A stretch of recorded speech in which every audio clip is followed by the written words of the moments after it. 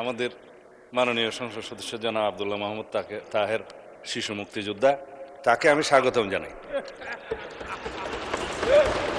আমাদের সম্মানিত, আমি সবাইকে সম্মান প্রদর্শন করতে কসুর করি না মাননীয় স্পিকার। আমাদের মাননীয় বিরোধী দলীয় নেতা নিজেকে শহীদ পরিবারের সন্তান দাবি করেন, সেটা আমার ভালো লাগে। কয়েকজন মুক্তিযোদ্ধাও ওই পারে আছে। আজকে ইতিহাসের একটা ফয়সালা করে দেওয়ার মতো একটা বিষয় আমি মনে রেখেছি, যদি সময় পাই এটা নিয়ে আর কখনো বিতর্ক হওয়া ঠিক হবে না।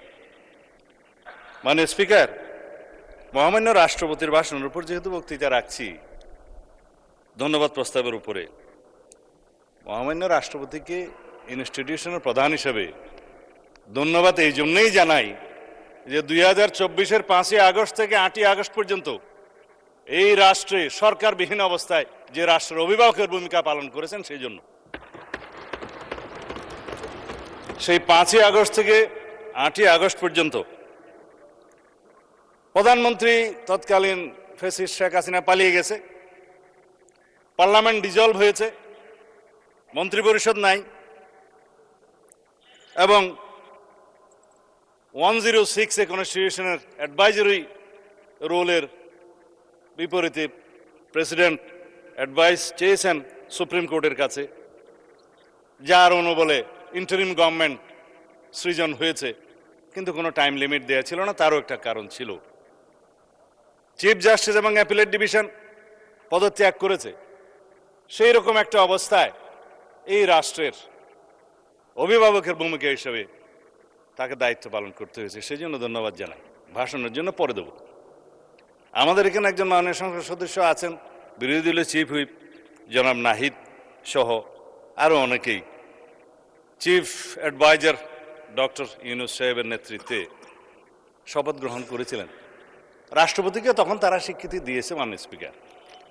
এখানে যখন বলে যে 2024-এর ইন্টারিম গভর্নমেন্ট, আমি আসলে কিছু কথা বললে হয়তো অনেকে অন্যভাবে নিবে।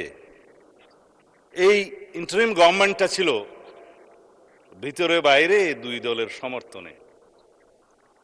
তো এক দল ছিল যমুনার অভ্যন্তরে, আর একটা দল ছিল যমুনাকে কিনারে। তো মাননীয় স্পিকার,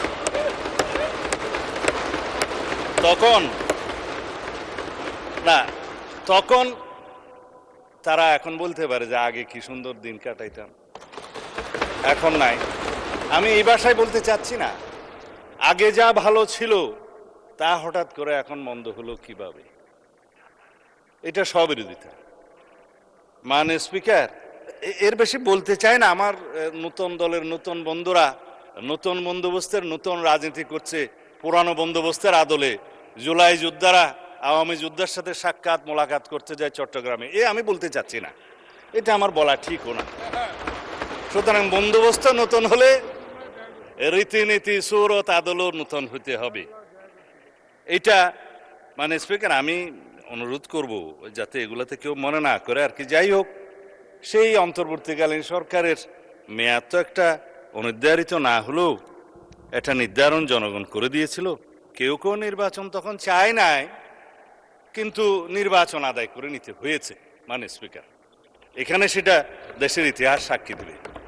তো সুতরাং ওই 4 দিনের সরকার, 4 দিনের দুনিয়া, তো এখন বলতে গেলে যে ও उम्र दराज मांग के लाए थे 4 दिन, 2 अर्जों में काट गए, 2 इंतजार में, তখন খতম हो गए। তো এটা হচ্ছে শের, আমার কথা না।